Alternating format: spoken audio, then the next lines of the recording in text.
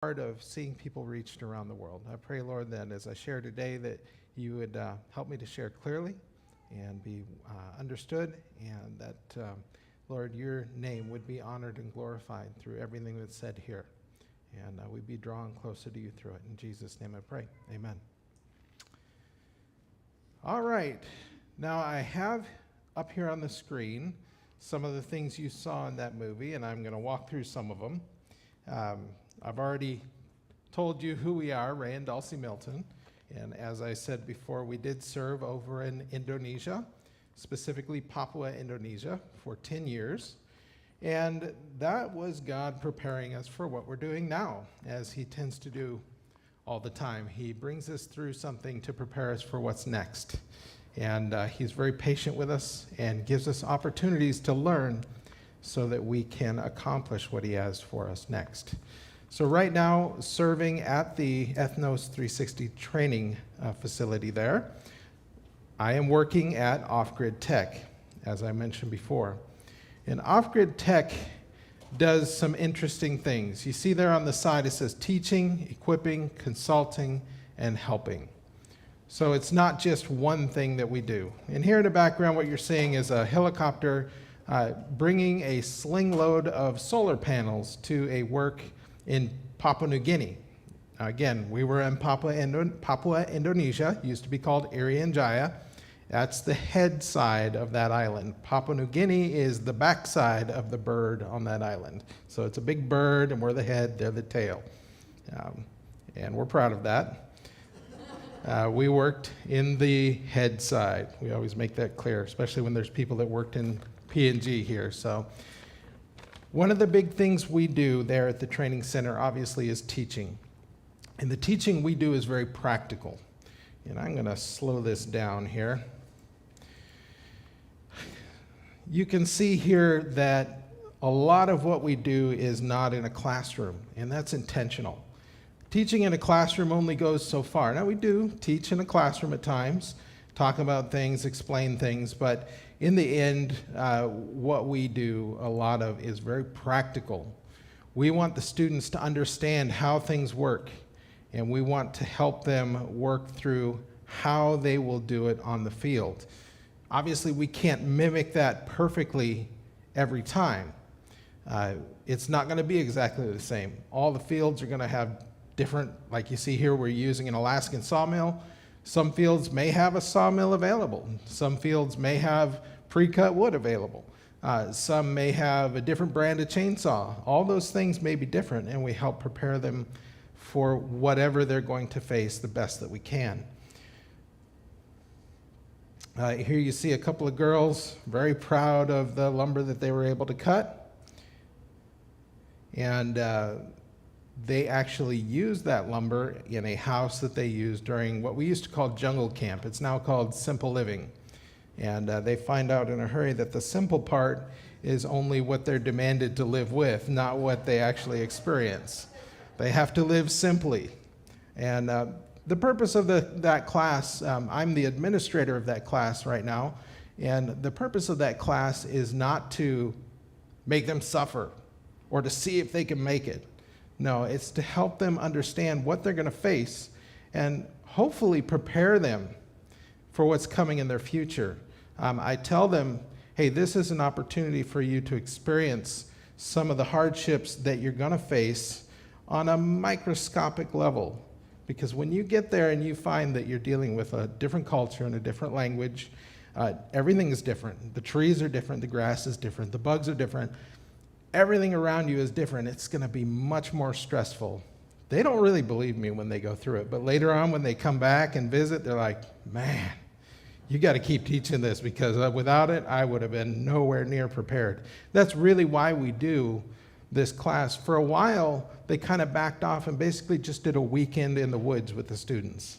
They found out there was a whole group of students that went over there and just went through such severe shock, not being prepared even a little bit for these things, that they said, look, we've got to do something more. So we went back to a week, and then we finally convinced them to give us at least 18 days in the woods. And it's just enough time for them to really begin to work through some of the issues that they're going to face of their own, in their own heart. Just enough time to start bringing those out, because it goes from, I can buckle down and do this for a week.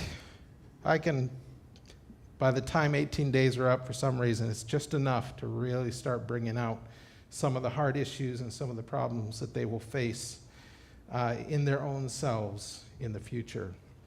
And that gives us an opportunity as mentors to be able to work with them and prepare them. Our goal is to see them succeed. That's really what it's about. There's very few situations where we have to tell a student, look, until you deal with this situation in your life, you're not going to make it. There are some that come up that way. It's very rare, though. The goal is to see them succeed. These are people that their heart is to serve God. Their desire is to go and give the gospel to people that have never heard, to grow the body of Christ that we talked about this morning.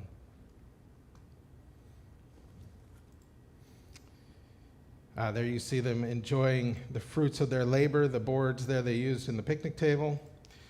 This is a bed that they wove. Wow, the slides just keep advancing without me.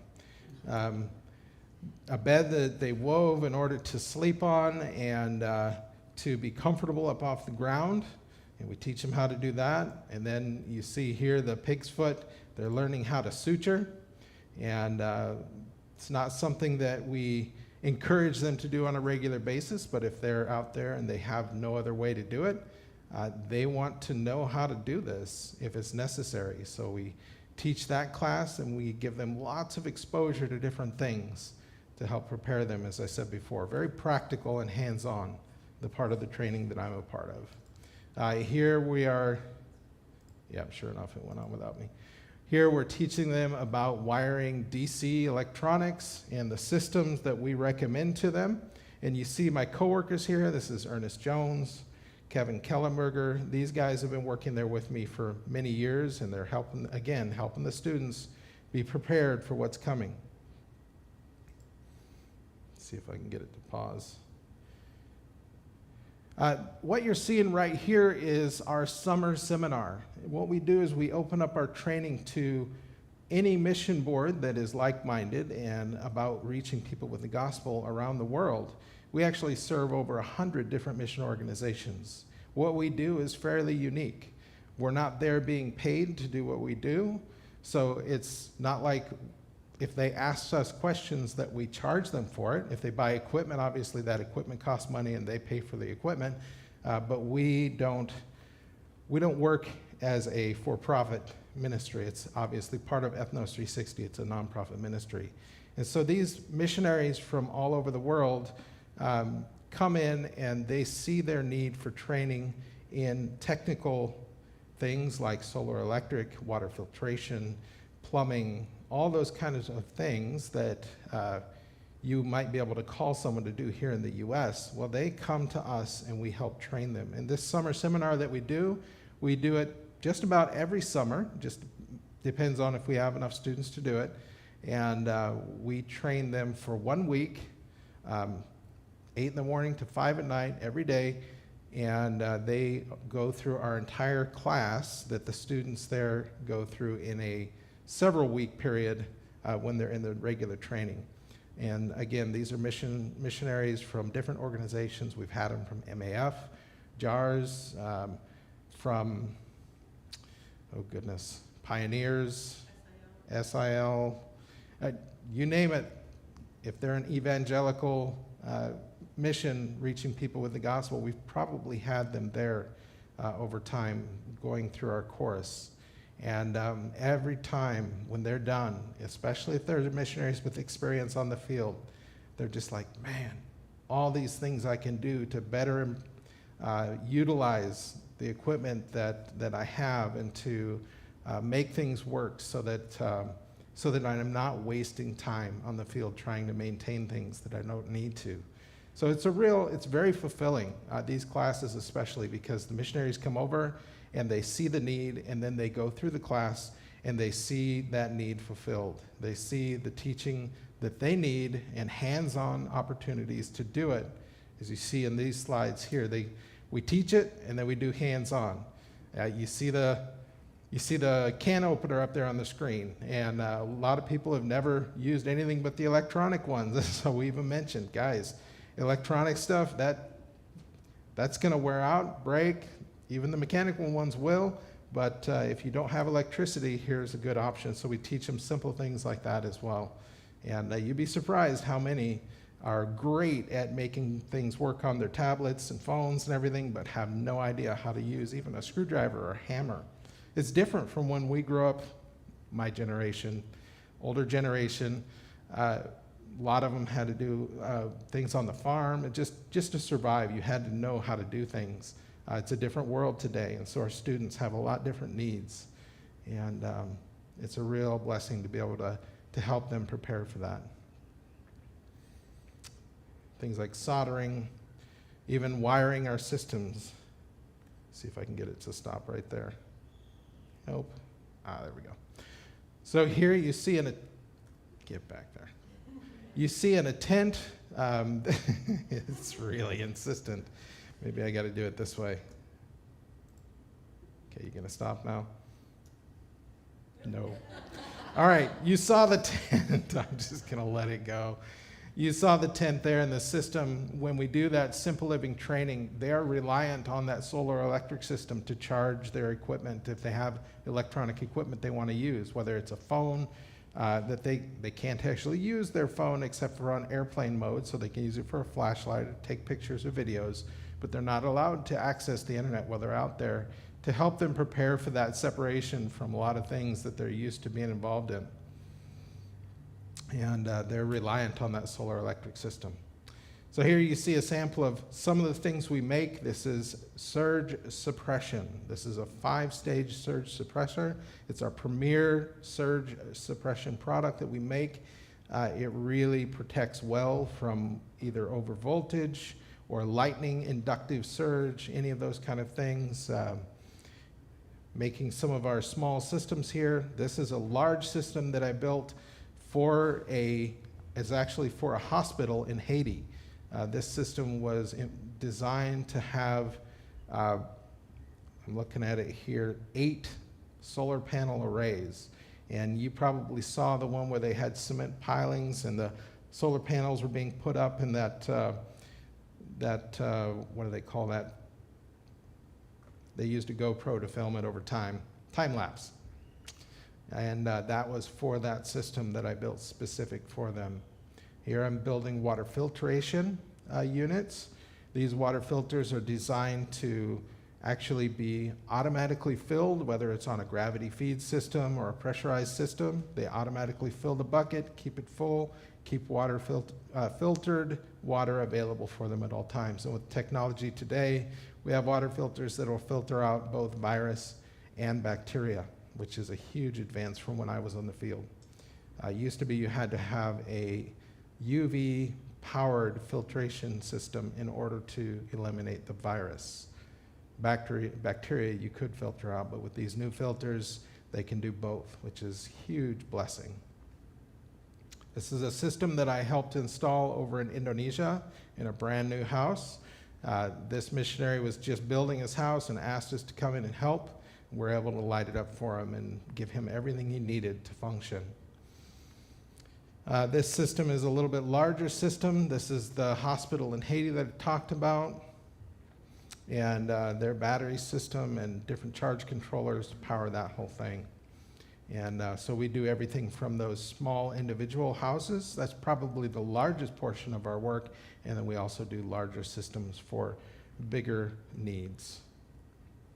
So the consulting here, I've talked about teaching, I've talked about equipping. Consulting, a lot of that involves us being with the missionaries, not in person oftentimes, sometimes in person, but on email, on the telephone, helping them walk through what they need to do.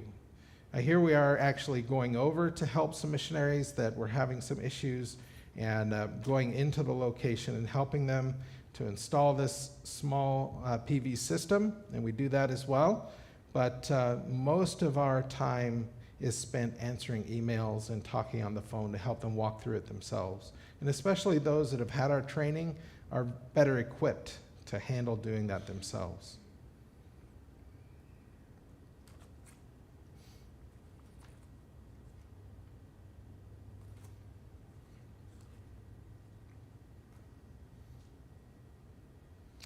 All right.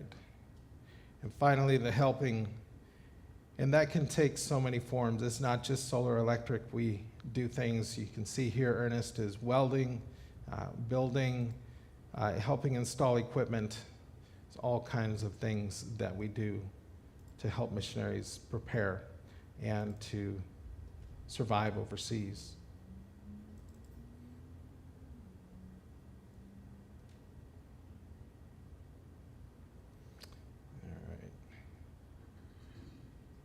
I think I figured out how to stop it from moving forward without me, finally.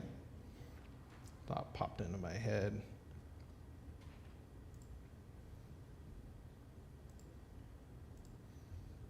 There we go. So this is Kevin talking on the phone to one of our missionaries overseas.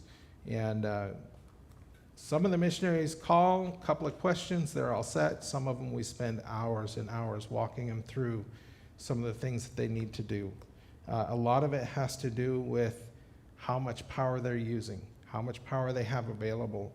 And in order for them to install a system that's effective, they have to work through a watt-hour worksheet and basically have a budget of watts. And if you don't know what watts are, watts is a measurement of your voltage and your amperage. So it's the amount of power that you're using.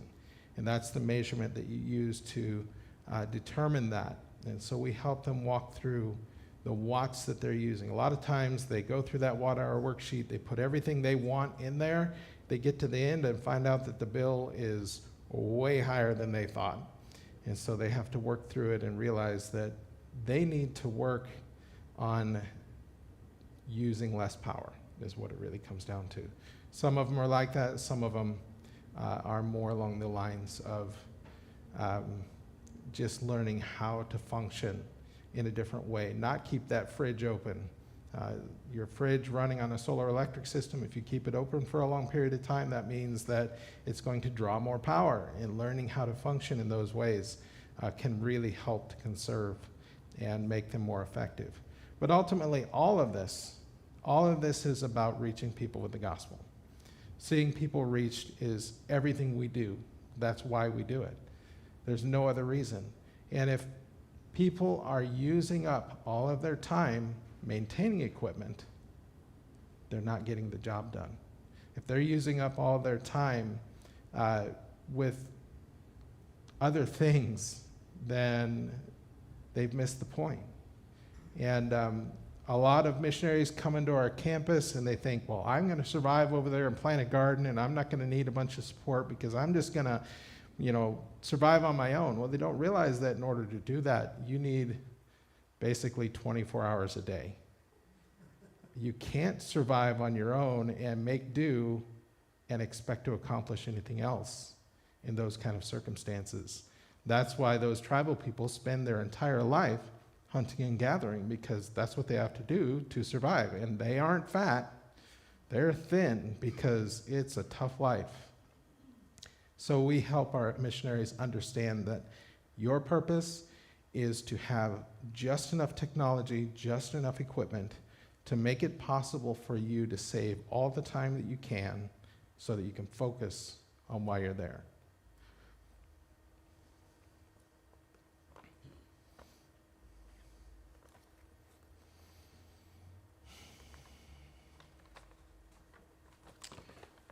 One of the ministries that we, again, as I mentioned, have a privilege to be involved in is mentoring. And what we get to do with the students is to meet with them regularly and talk about things in an official capacity, but also in an unofficial capacity. So we don't just meet with them and, okay, tell us all your problems. No, that's not how it works. Mentoring doesn't work that way. It's growing together. It's learning together. It's being vulnerable and honest about what God's doing in your life so that the student can see that it's safe to talk to you, to express their needs, to really get to know you and trust you. And it's been quite the journey.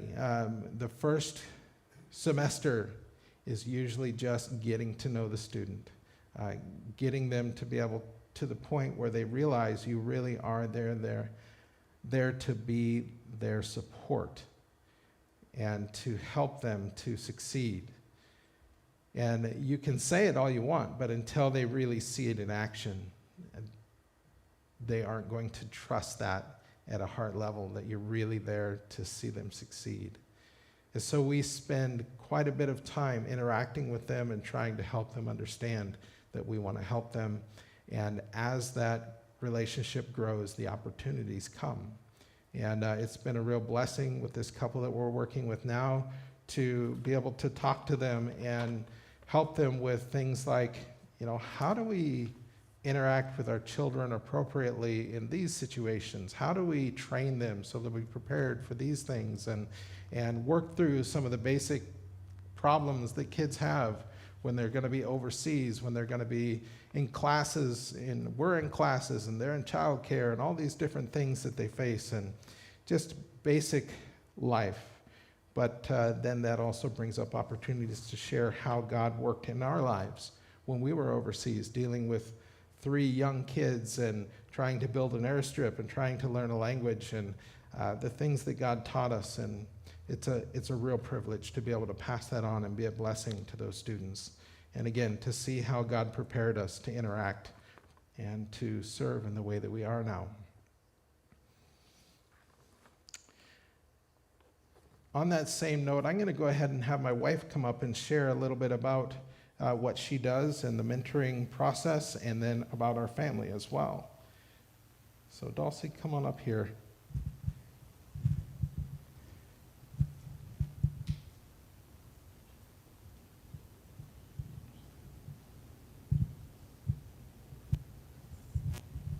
I thought I was going to be wrap up. I didn't know it was going to be the halftime show.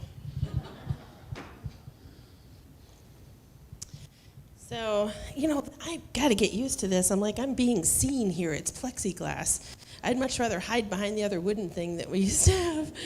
So, I'm getting to that age now where I have to make everything a little bit bigger in order to see it. So forgive me if I raise my glasses sometimes. But like Ray said, Ray and Dulcie Milton, and we have our 3 kiddos, back there, and it's amazing to see. I'm like, wait a second, when did they grow up? But Hannah is married now, and her husband and her live in Alaska. He was recently deployed, and so she's with us for a little while, although it looks like they'll both be going back to Alaska here in not too long a time. So, and then Pearl, her best friend and our adopted daughter, and Micah is a senior in high school, and Joshua will be a freshman, so it's going by fast. We're still foster parents, so we're really enjoying that. We've had 2 kiddos for 2 and almost a half years. The girl, Linium, we've had her since she was 2 days old, and she's 28 months. So didn't anticipate, raising another little one, but boy, have we loved it. They are back home with their mom right now, and allowing us for the first time in several years to be able to come with the older kiddos. And it's so weird. In the morning, I keep jolting awake, like, what do I have to do? Where are the kids? And we don't have to. We get to sleep in. It's like, yeah, this is good. As much as we miss them, it is kind of pleasant. As I said, Hannah is married, and we just had a wedding ceremony, finally out in the woods, a very small one, but it was fun because she had like the COVID wedding. So between the military and COVID, it was not allowing them to get married. They said, hang it, we're eloping, and they did. And so we just had her ceremony, and that was really, really fun. Still homeschooling, and really enjoying that. We have some good schools in the area, but we have a great homeschool co-op that we're a part of, and we really find that the kids can actually get their work done pretty quickly compared to spending all day. So, well, quickly depending on the day, but we won't go there. The distractions. Cuteness walking is what we call the youngest little girl, because anytime she's in the room, it's like everybody's wrapped around, her little fingers. So another little milestone that's come up this year is Ray just turned 50. So I have to mention that, honey. And we counted it up. I never thought we'd be one of those people that had to go, okay, how long have we been married now? And I realized that this year was our 30th. So, and then we keep saying we're going to celebrate it at some point, but we can't seem to manage to do it. So we will at some point. Like 30 is supposed to be a milestone, right? So we're gonna at least go out to McDonald's or something. Let's see, what else? Oh, leg update. You guys have been so graciously praying for Joshua and for the surgery on his knees. Much bigger surgery than we had anticipated, as you'll see those lovely scars on his knees.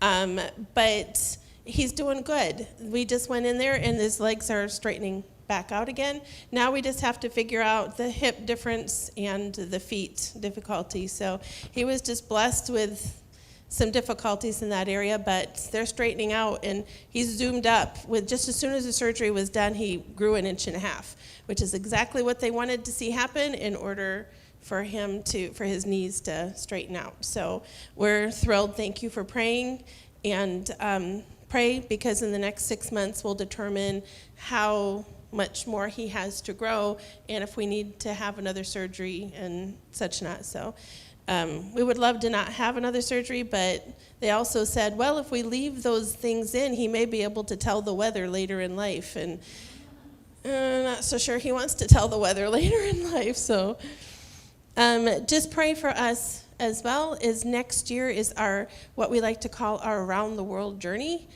We get to go. We are blessed with the people who support us and are a part of our team.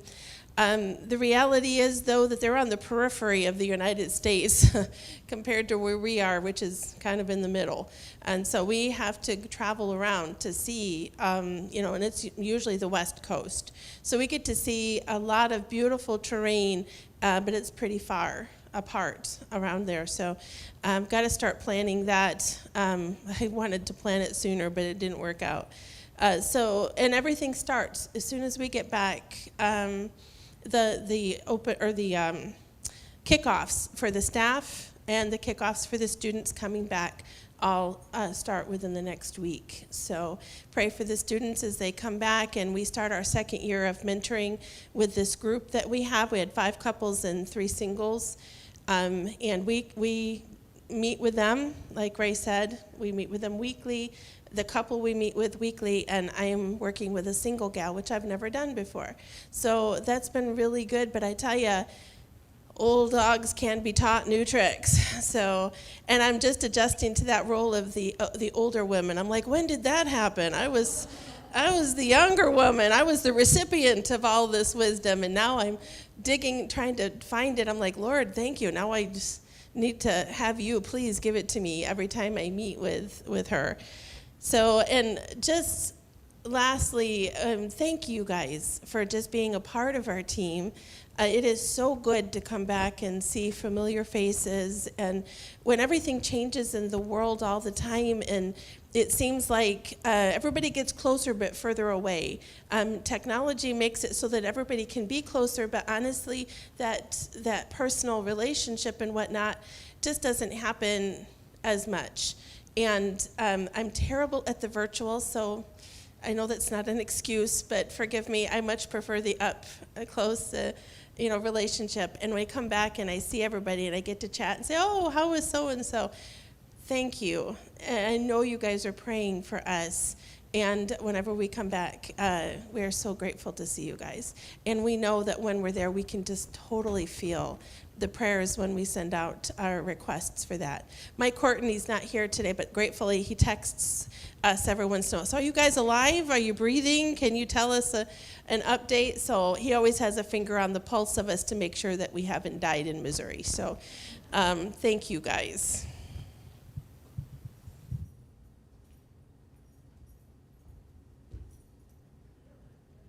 I'll get it.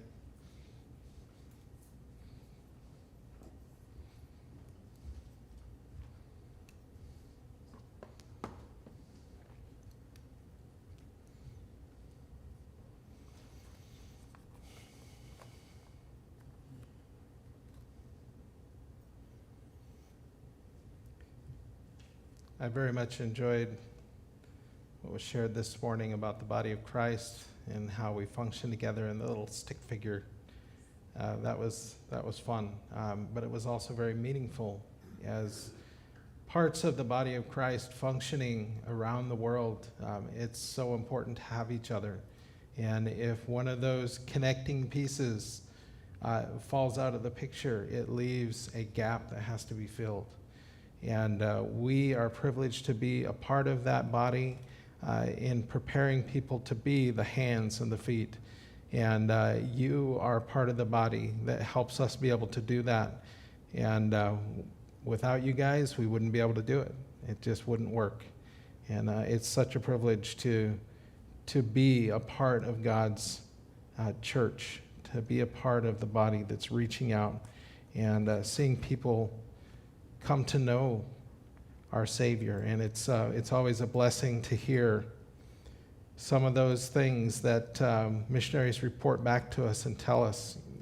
Today we began the teaching, and today they heard about Jesus' death, burial, and resurrection for the first time, and to hear how they responded. And those are the kind of things that make it worth it. And of course, to see in people's lives the changes that God is working in the students as they're prepared to go, and to hear back from them sometimes and be able to know that what we taught them really was a help, and what we were talking about with them was a blessing.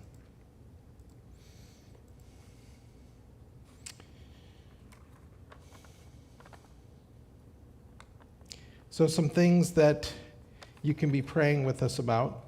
Just here in the immediate, tomorrow we're headed back to Missouri, and we're helping Pearl move all of her stuff back. And so our trailer is going to be quite full and heavy. And our poor little Dodge Caravan has 6 adult people in it as well and pulling a trailer. So be praying that it survives the trip. It would be a blessing to be able to get there without having to do any major work. That would be really a blessing. God can teach us along the way, but maybe I've learned enough for this week. Lord, please. I know you've been there. So just pray with us that trip goes smoothly. We always enjoy our travels together with the family. It can be a lot of fun, but it can be very stressful if things go bad or go wrong with the vehicle. And so we're actually very thankful. Pearl's vehicle, they were planning on driving it down with us, but it decided to die, and we're very thankful it died here instead of in the middle of Chicago or in the middle of nowhere in Illinois. That's a real blessing. So even though it's not a lot of fun to lose a vehicle, it's still a blessing that it didn't happen somewhere very, very difficult to find the help that we needed. So yeah, that vehicle is going to stay, and it's not going with us, and so we're all going to be in the vehicle together in the one van, and all of Pearl's stuff on the trailer. So again, be praying for that. Something else you can be praying for.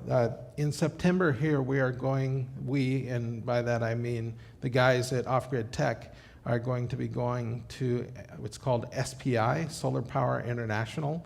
And it's a conference where all these different providers for solar electric and people that have different equipment like the racks and panels and robotics to build the panels and anything you can imagine connected with the solar industry will be there. It's in Anaheim, California.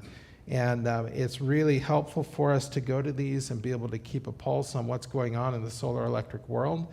We've benefited every time we've gone in learning about technology and meeting people who are on the ground floor of some of these new technologies.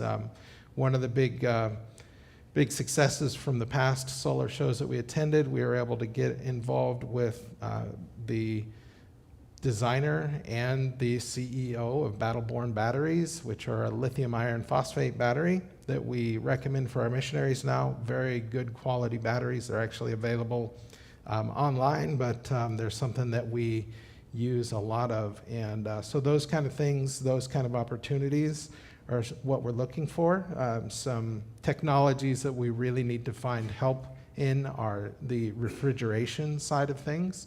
Missionaries have a very difficult time surviving if they can't keep their food cool in order to be able to keep it long term, because usually flights, depending on where you're at, but in our case, our flights came every 3 to 6 months. And when you have to plan for 3 to 6 months, you need something to refrigerate and to freeze your foods to make them last. Otherwise, you have to just eat carbs, basically, grains, rice, those kind of things, because locally, a lot of times, the tribal people have a hard enough time finding enough for themselves. And so even to buy meat and stuff for us was very rare that we were able to even buy it. So we had to have it all shipped in. So in any case, as I was saying, the refrigeration aspect is something that would be very helpful. Standard refrigeration here, what you have in your house, those are good refrigerators, except for that they're not very efficient. They're not designed to be extremely efficient. They're designed to rapidly cool your food and to be able to have power available to them at all times. And even though they say Energy Star rating and all these things, compared to the equipment that we've had up till now for use on solar electric, they are very inefficient by comparison. And so some of our providers, especially since COVID, have either closed down or lost a lot of their workers, and so they're really difficult to come by. So we're hoping that during the solar show we can make some contacts in that area for the sake of our missionaries and their work overseas and reaching people with the gospel. So be praying that we make the right contacts, meet the right people, able to share what we're doing, and it's amazing what God does. He's done some amazing things through people that we've met, and it's been a privilege to see, even at those shows where you would think, oh, they're just businesses. Well, they're people too, and a lot of them are really interested in seeing the gospel go out around the world, and are willing to help us in special ways because of that. So it's a real privilege to see God work, and with your prayers, it'd be neat to see what God's going to do. So please pray with us about that. That'll be in middle of September. I don't remember exactly now.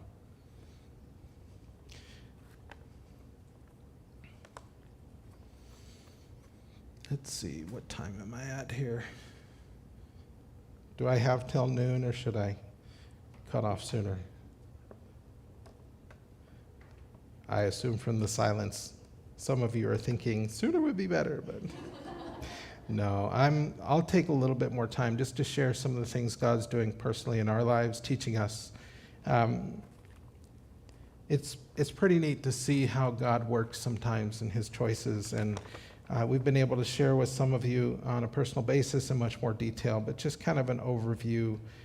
God provided through my parents. They decided that, hey, with the economy the way it is, we want to take money from our retirement and to give you guys some inheritance so you can spend it sooner rather than later when they're afraid it's not going to be worth anything, and this is fairly valid fear. So they gave us some inheritance money, and I'm going to tell you the amount not because of any other reason, but that it's important to the context of the story. They gave us $30,000, which is a huge amount to us. We'd never had that much in the bank, and I have a hard time spending $10 on a part. So $30,000 for me to spend that amount of money is going to take an act of God to show me I had to do it. And so really that's what it came down to. We spent a lot of time in prayer and looking around. Really what we were hoping to do was to find some property to buy so that we could develop it in the future and hopefully have a place to retire at some point in 20 years or so, should the Lord decide to give us that amount of time. So we were kind of looking for that and praying about it, and we'd been studying in the life of Abraham. And at our church in Missouri, we go to Graceland New Testament Church there and serve as part of the body there. And we've been studying how God grew Abraham's faith over time. And you see him stumbling through, not trusting God with his wife and saying, she's my sister, and almost losing his wife twice, and God intervening because it was through her that his son was going to come. And of course, we know the end of the story is the Messiah is coming through that family. And God knew that plan all along. And God grew Abraham's faith to the point where when he asked him to offer his own son, he reasoned, as we see in Hebrews 11, that God was going to raise him from the dead if he did offer him up, because he had already promised that it's through Isaac, through this son, that I will make you a great nation. And later on, we see just the next chapter, chapter 24 of Genesis, we see Abraham sending his servant to find a wife for his son. Another step of faith where Abraham was saying, okay, God, I'm trusting you with this. That was the parents' job, to find that wife, but he was way old by then. Didn't really want to make that several hundred, maybe even 1,000-mile trip if they follow the waters around back to where he came from in order to stay near drinking water and stuff. So he sent his servant and trusted God in that situation. We know how God provided a wife for Isaac. And just seeing God provide for all those things just really encouraged me in this money that we had to say, okay, you know what? God, you provided the money. You've provided all along the way. We've seen you do incredible things in our lives. We've seen you do things that we didn't expect and work things out in ways that we could have never imagined. So, you know what? I'm just going to stop worrying about it, and I'm going to trust that if you want us to spend this money on some property somewhere, you're going to slap us in the face with it, make it so obvious that we couldn't possibly mistake it for anything but from you. And you know, that's exactly what he did.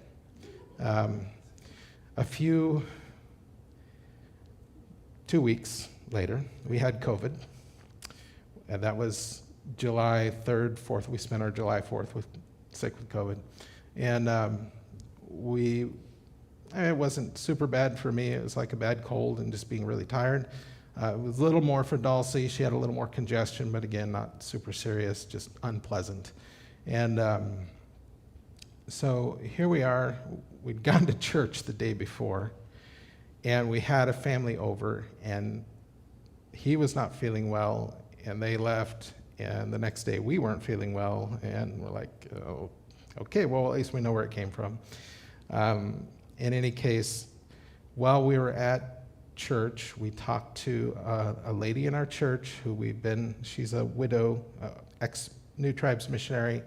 Her husband died the year after they came back from the field, and she was to the point where she wanted to move down to Kentucky with her family and live there because she wasn't able to maintain on her own. And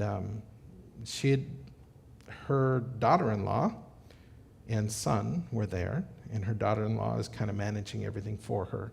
And they mentioned they wanted to sell the place and be gone. Okay, this is Saturday, actually, I'm sorry. Saturday, we had a going-away party for her. She mentioned at that party they wanted to sell the place and be gone by the following Friday. And we're like, good luck with that. But Dulcie mentioned, oh, that's interesting, and just talked to her very briefly about it, nothing more than just, oh, that's interesting.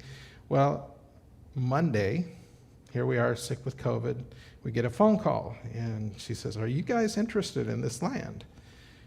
You kind of mentioned something at the party about being interested in finding something, and we're like, well, I mean, sure, but we don't have much money in today's market.